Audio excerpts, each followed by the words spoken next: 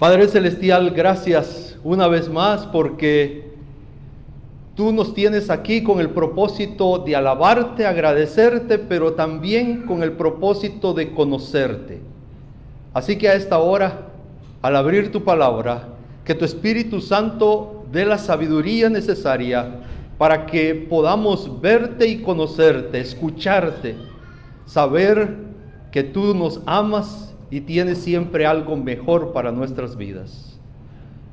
Que sea una verdad la que podamos entender y atesorar esta mañana con la ayuda de tu Espíritu. En el nombre de Jesús lo pedimos. Amén. Amén. Así que Apocalipsis capítulo 20 nos habla acerca de 1000 años, los 1000 años. Y esta tarde quiero no completar el estudio, no detallar el estudio, sino enmarcar en dos aspectos el estudio de estos 1000 años de Apocalipsis 20. Número uno, enmarcarlo cronológicamente en el tiempo. Y número dos, conocer lo que sucede en esos 1000 años. ¿Están conmigo? Porque el capítulo 20 no solo nos habla de eso, sino que nos habla lo que sucede después de los 1000 años y un poquito más. Así que creo que con el tiempo vamos a lograr, y con la ayuda del Espíritu Santo, vamos a lograr completar, ubicar cronológicamente los 1000 años en el tiempo y, adicional a ello, saber, conocer lo que va a suceder en esos 1000 años. Ahora, he titulado 1000 años de juicio para Dios. Y ustedes dirán, ¿de juicio para Dios?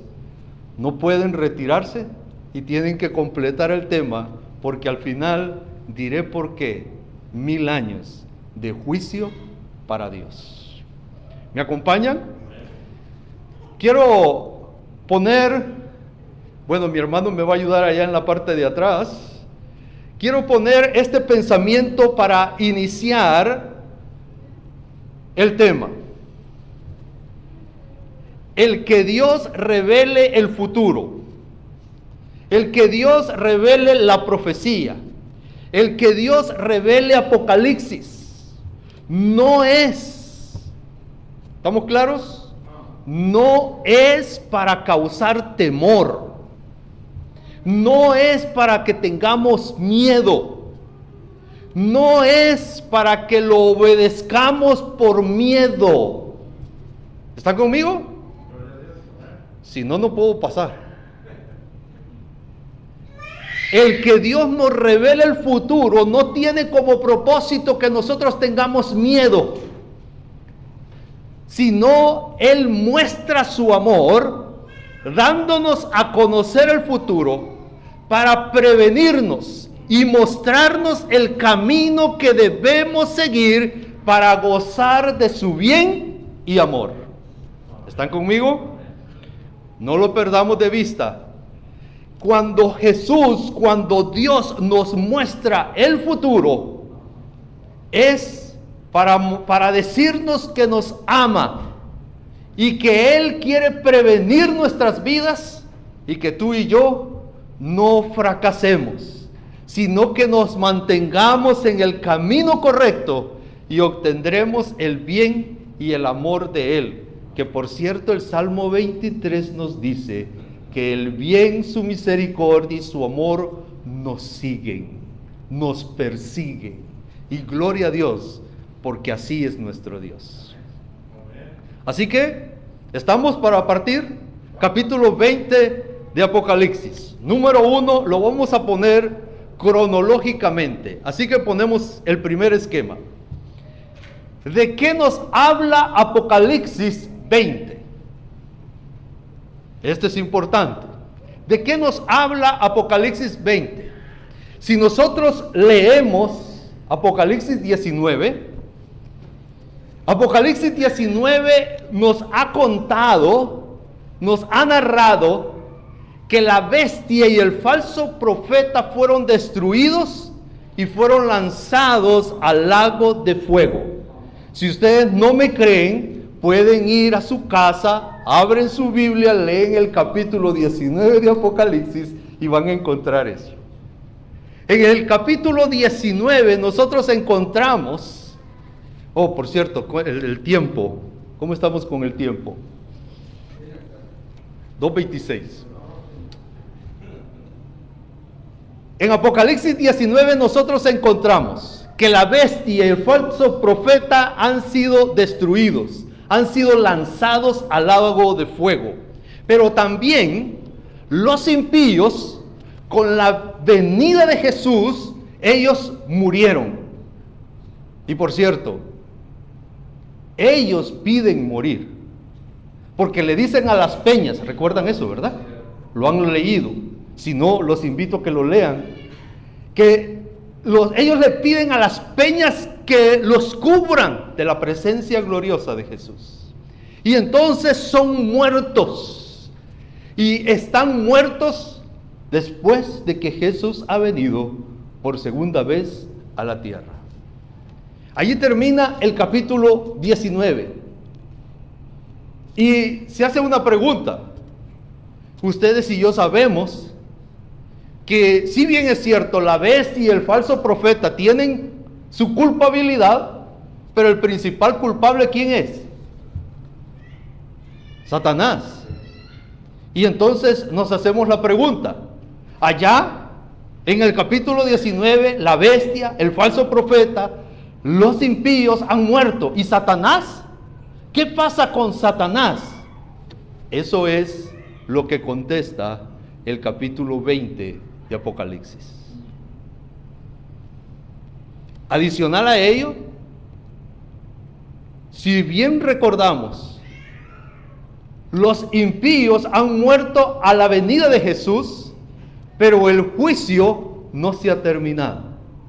Y lo vamos a ver hoy en el capítulo 20, que el juicio ahora continúa en el capítulo 20, antes de la condena final del juicio de los impíos. Y en el capítulo 21, un hermoso capítulo. ¿Nunca lo han leído? ¡Wow! Entonces vi un cielo nuevo y una tierra nueva. Capítulo 21. Así que el capítulo 21 nos narra que después de lo que le ha pasado a Satanás, después de completar el juicio a los impíos, entonces hay cielo nuevo y tierra nueva, toda una nueva creación. La Jerusalén desciende del cielo y el deseo de Dios se cumple en tu vida y en la mía. ¿Por qué? Porque Él desea estar con nosotros y que vivamos una vida mucho, mucho mejor de la que hoy tenemos. Por lo tanto, aun cuando Apocalipsis por momentos no se desarrolla cronológicamente en el tiempo, para estos eventos y para estos capítulos sí tenemos cronología en el tiempo de los cumplimientos de estos eventos de los cuales he mencionado. Pero, siendo más específico, en el segundo esquema, nosotros podemos precisar los eventos de los capítulos para enmarcar históricamente los 1000 años. Si ustedes no están viendo en pantalla lo que yo estoy viendo, no me reclamen a mí. La siguiente, por favor. Ahí estamos, 1000 años, ¿ok? ¿Qué enmarcamos? O cómo enmarcamos cronológicamente estos 1000 años? Estos 1000 años inician, según la narrativa del Apocalipsis, Apocalipsis 19, los 1000 años inician cuando Jesús viene por segunda vez. Y estos 1000 años terminan, y aquí hay un término que asusta a algunos, estos 1000 años terminan cronológicamente, según los eventos apocalípticos, terminan cuando Jesús regresa por tercera vez a la tierra. ¿Han oído ustedes que regresa Jesús por tercera vez? Solo que ahora no solo viene con sus ángeles, sino que viene con la nueva Jerusalén, con la ciudad, a establecer aquí la capital. ¿Y saben lo más glorioso de eso? Que ustedes y yo estamos allí. ¿O no? Amén, digan por favor, porque quiero que se cumpla. Que cuando Jesús descienda por tercera vez a esta tierra, con su ciudad, a establecerse aquí en la tierra, tú y yo estemos allí adentro. También podemos descubrir en el capítulo 20 cómo estar adentro. Capítulo 20, versículos del 1 en adelante. Entendamos con la ayuda de Dios estos versículos. Capítulo 20, versículo 1. Lo tenemos en pantalla. Versículo 1, 2 y 3. Si en algún momento difiere la versión de la que ustedes tienen, es la versión que yo estoy ocupando de la Biblia. Pero el principio está escrito. Y vi, ¿qué vio? ¿Qué vio Juan? Un ángel descender del cielo. No puedo entrar en mucho detalle, así que voy a entrar solo en los marcados. ¿Me permiten? Debemos reconocer que ángel es mensajero, pero en el Apocalipsis hay mensajeros terrenales y hay mensajeros celestiales. Si desciende del cielo, es celestial. Si está en la iglesia, es terrenal. Símbolo, ángel, mensaje. Ahora, vemos un ángel descender del cielo teniendo en su mano, ¿qué tiene en la mano? Una llave, la llave del abismo, ¿y qué más? Y una gran cadena en su mano. Entonces vemos al ángel teniendo una llave y una cadena. Ahora la pregunta es, ¿para qué? ¿Para qué? Versículo 2. ¿Para qué? Para apresar al dragón. ¿Y quién es el dragón? La serpiente antigua, el que es diablo y Satanás. Ahí sí estamos claros, ¿verdad? La Biblia se interpreta a sí misma. Así que el dragón, la serpiente antigua, el diablo y Satanás, es atado ¿por cuánto tiempo? 1000 años. Por lo tanto, podemos establecer que en los 1000 años Satanás es atado. Versículo 3. Y lo arrojó al abismo y lo encerró y puso un sello sobre él a fin de que no pudiera engañar más a las naciones hasta que se completaran ¿cuánto? 1000 años. Después, eso no lo voy a tocar yo, ese es otro tema. ¿Sí? Se me quedan viendo, no, de verdad, ese es otro tema. Si no, nos vamos a ir a las 5 y hay que almorzar. Por lo tanto, establezcamos una interpretación y luego vamos al esquema. En la interpretación, la llave y la cadena tienen un significado y tiene un propósito. ¿Cuál es el propósito? El propósito es atrapar, apresar, mantener cautivo a Satanás. Ese es el propósito. Pero en el simbolismo del Apocalipsis y bíblico, la llave es sinónimo de autoridad. Y la cadena es sinónimo de encarcelamiento, de cautividad. Al fin y al cabo, Juan estaba muy acostumbrado para las dos cosas. Juan escribe de acuerdo a lo que él conoce y él sabe que una cadena lo tiene preso y sabe que el que tiene la llave tiene la autoridad para darle libertad. Y entonces él dice, Satanás va a ser preso con una cadena, con una llave, con una cadena que solo va a poder ser suelta con el que tiene la autoridad y que es el que tiene la llave. ¿Y quién es ese? Jesús.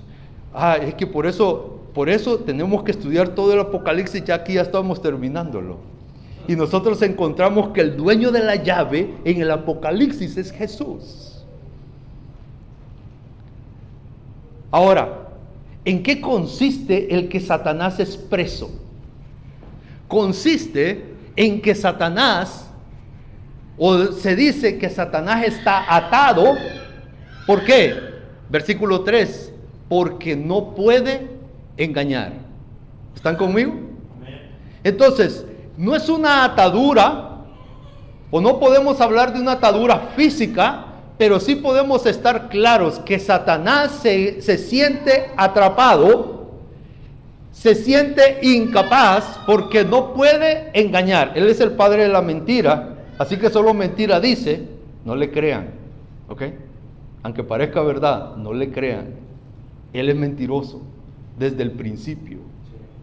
Pero en estos 1000 años, él no puede hacer eso. ¿Por qué no puede? ¿A quién engaña él? No me diga que a ustedes. Él engaña a los vecinos. ¿Ok? ¿Están conmigo, verdad? Entonces, él no puede engañar. ¿Por qué no puede engañar? ¿Qué ha sucedido en el capítulo 19? Están muertos. La frase aquí se habla de un abismo.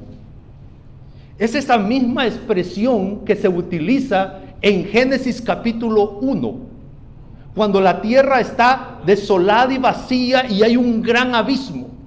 ¿Cómo quedó la tierra después de la venida de Jesús? Desolada. Quedó desolada, no vacía, quedó desolada.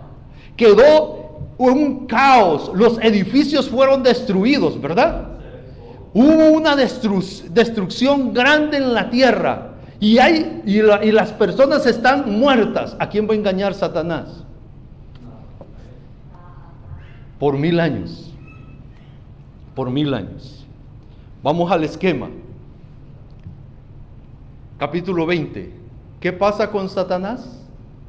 Es atado por 1000 años. Es lo que hemos leído. ¿Ok? ¿Me siguen con la lectura? Versículo 4.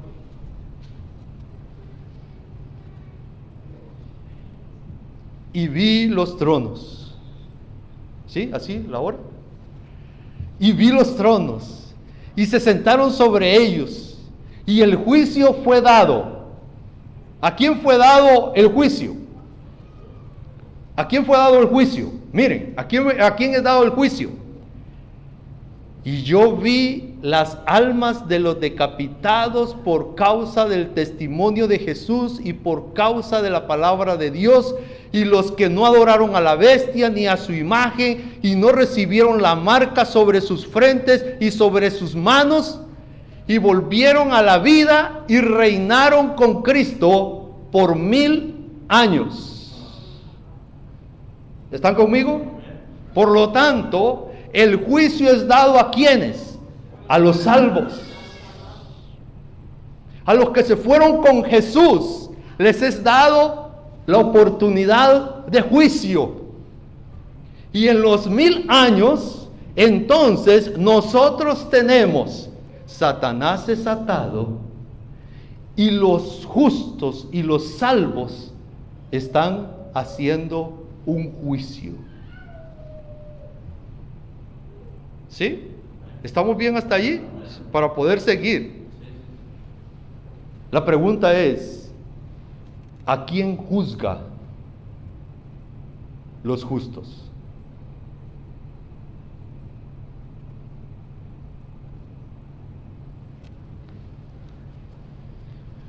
Vamos al esquema. No pierdan de vista la pregunta que hice. Ese es el final.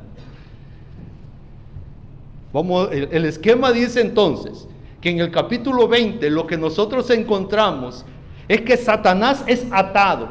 no puede engañar, se encuentra y no puede salir de esta tierra.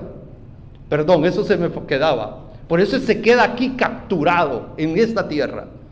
No puede salir por 1000 años. Y los justos, los salvos, reinan y hacen juicio. Pero la pregunta es, ¿qué juicio? ¿A quién juzgan? ¿Qué es lo que están haciendo de juicio? Todavía no lo contestamos. Pero vamos al versículo 5. Versículo 5. El resto de los muertos. ¿Quiénes son el resto de los muertos? Los impíos. Los que quedaron, ¿verdad? Los impíos. Los que están muertos. No volvieron a la vida hasta que se completaron 1000 años. Y eso hay que marcarlo bien. Los que murieron cuando Jesús viene por segunda vez van a volver a la vida hasta que se cumplan los 1000 años. Pero no puedo hablar de ellos porque ese es el otro tema, después de los 1000 años. Pero sí, lo dejamos allí. La primera resurrección sucedió ¿cuándo?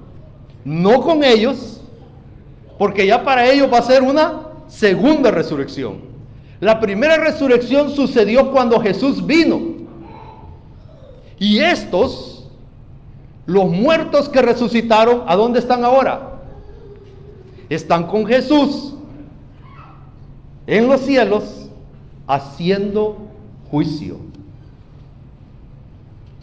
Y entonces se da la declaración de gozo y felicidad. Versículo 6. Bienaventurado y santo el que tiene parte en la primera resurrección. Los que resucitaron cuando Jesús viene, esos son felices, son gozosos. Digo ellos porque yo todavía no he muerto.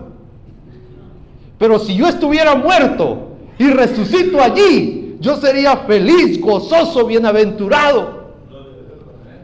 ¿Por qué? Porque cuando Jesús viene con su ciudad por tercera vez a esta tierra, ahí vengo yo. ¿Y ustedes? Amén. Digan amén, por favor. Quiero que se cumpla. Sobre estos, sobre los que están en la ciudad, la segunda muerte no tiene autoridad. Al contrario, ellos son sacerdotes de Dios y de Cristo y reinan con Él, y se confirma otra vez. ¿Cuántos reinan con Él? 1000 años. Y aquí nosotros podemos enmarcar el cumplimiento de las palabras de Jesús, que los salvos iban a reinar con Él, y los tronos que rodean el trono celestial iban a ser ocupados por los salvos.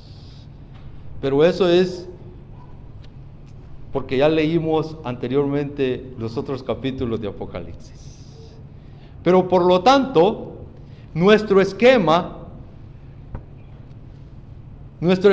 queda que en los 1000 años Satanás es atado. Versículo 4. En nuestro esquema queda, ustedes me siguen en el esquema. En los 1000 años, ¿qué pasa con Satanás? Versículo 3, Satanás es atado. En el versículo 4, los justos reinan y hacen juicio. En el versículo 5 dice que en esos 1000 años los impíos, los que no fueron salvos, están muertos. Y confirma el versículo 6 que los justos reinan con Jesús en los cielos.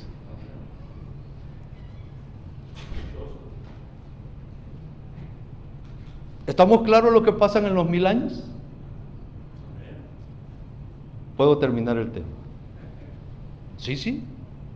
¿Estamos claros lo que pasa en los 1000 años?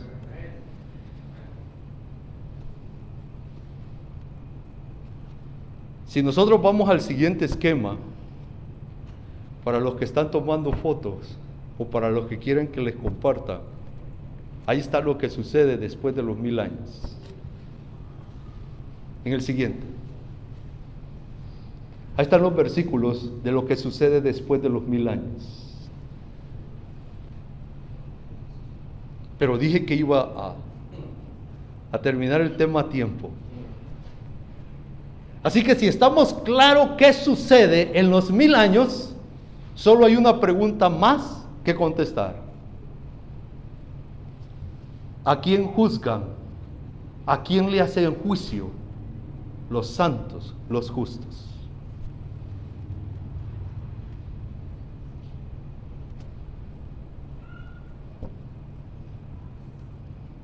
¿Ya pueden cambiar la? ¿Ya la pueden cambiar? Ok. Si ustedes gustan, les puedo pasar la presentación. Mi hermano, ¿puedes hacer una copia? Puedes hacer una copia. Esta es palabra de Dios. De gracia recibimos.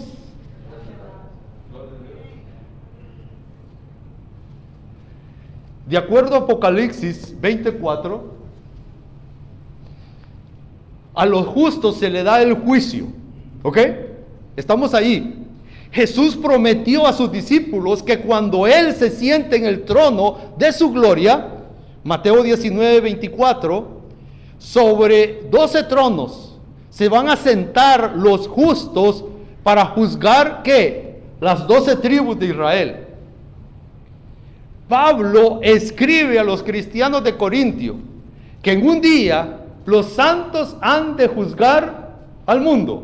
¿Qué van a juzgar los santos? Aquí en Apocalipsis capítulo 24 tenemos el cumplimiento de esas dos declaraciones, tanto de Jesús como de Pablo, de que los santos van a juzgar al mundo, los santos van a juzgar a Israel, a toda la tierra. ¿Qué es lo que juzgan? Ustedes se preguntarán en aquel día, ¿y el hermano Gómez, el que llegó a predicar allá de los 1000 años? ¿Por qué no está aquí en el cielo con nosotros? ¿Están conmigo? Habrán sorpresas. No quiero ser una de ellas.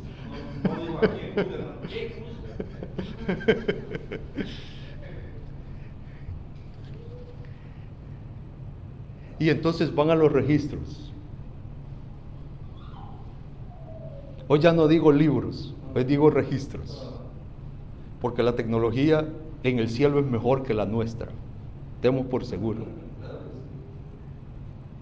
Van a los registros y se dan cuenta que Dios tiene razón de no haberme llevado, de no haberme hecho salvo.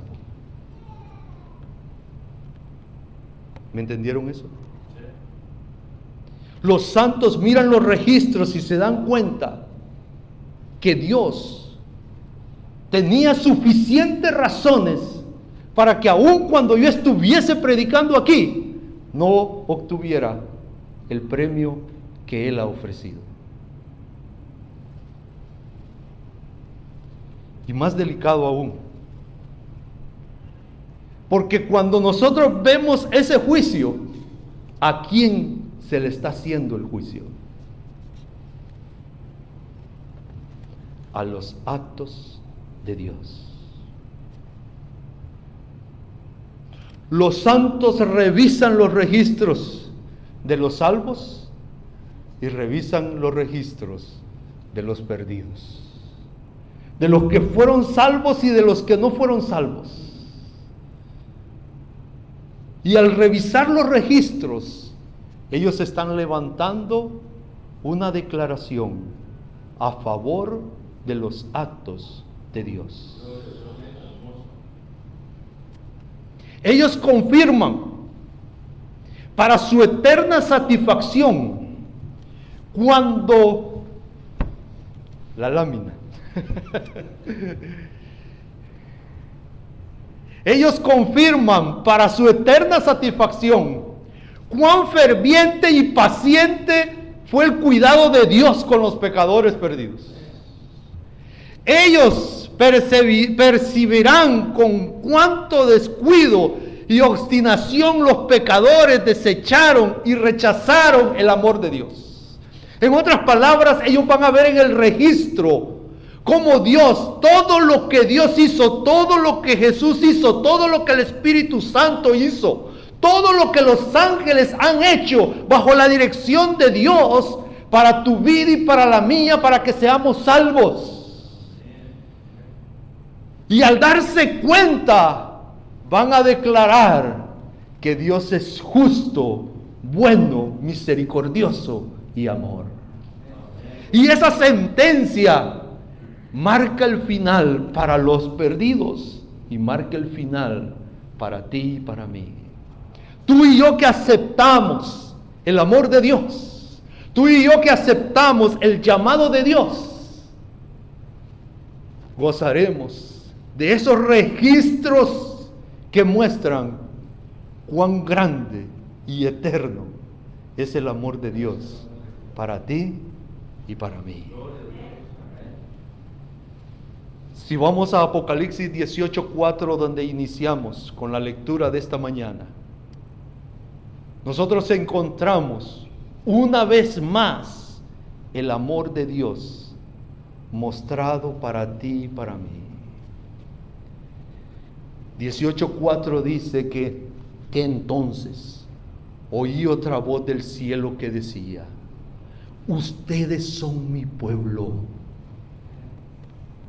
Dios sabe, Dios te conoce, que tú eres su hijo. Pero también sabe que tú y yo debemos apartarnos de pecado, que tú y yo debemos salir de Babilonia, dejar la confusión y aceptar el amor de Dios. Él sabe y por lo tanto te llama en su amor. Y me gusta el texto porque declara que Él no quiere, Dios no quiere que a ti te caigan las plagas que vienen sobre aquella ciudad. En otras palabras, Él quiere cuidarte de que tú no recibas daño en esta destrucción que va a haber apocalíptica. Él quiere cuidarte y por lo tanto Él te está llamando hoy. Sal de Él. Siempre me ha gustado explicar esto porque puedo ver el amor de Dios.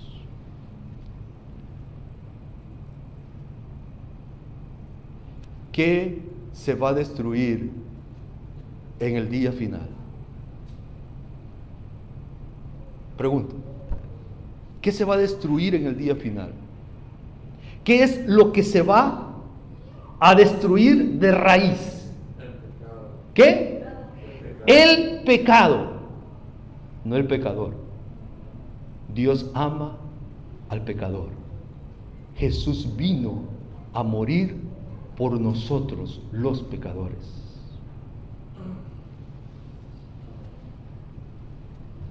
Por lo tanto, lo que se va a destruir es el pecado. Si en aquel día el pecado está en ti,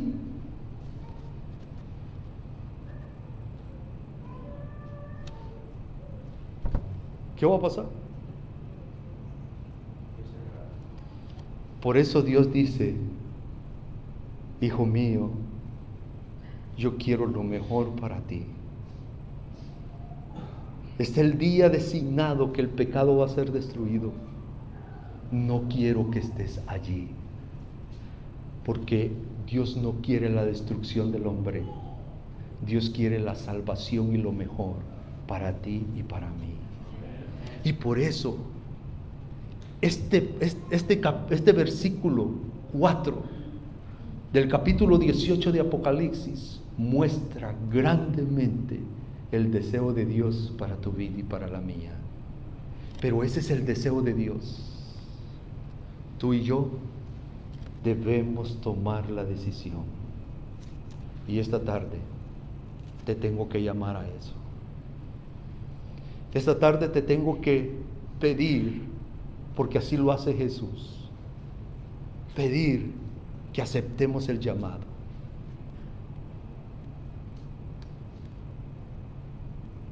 Tú sabes qué estás haciendo mal.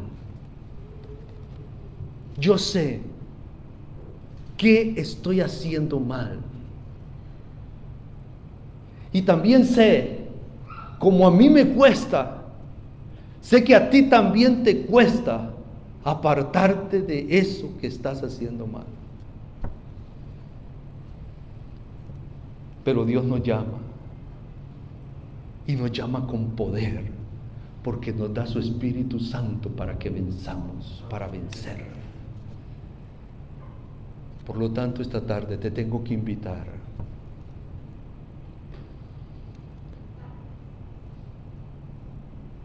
no a que dejes tu pecado,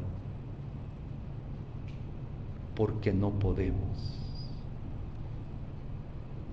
Esta tarde te quiero invitar para que aceptes el llamado de Dios, porque si aceptas, Él sí puede, porque la salvación es imposible para el hombre, pero para Dios todo es posible.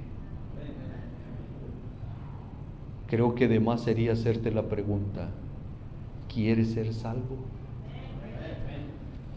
Si quieres ser salvo, acompáñame de pie y pidámoselo a Él y obtengamos la victoria, esa que varias veces hemos fracasado. En Él la podemos obtener. Jesús venció. Jesús es el Rey de Reyes muy pronto, pero ya es el león, el vencedor, el que nos da la victoria. Sin compromiso, ora conmigo y que sea Dios el que toque tu corazón y nos haga aceptar su llamado y nos dé la victoria. Oremos. Gracias, Señor.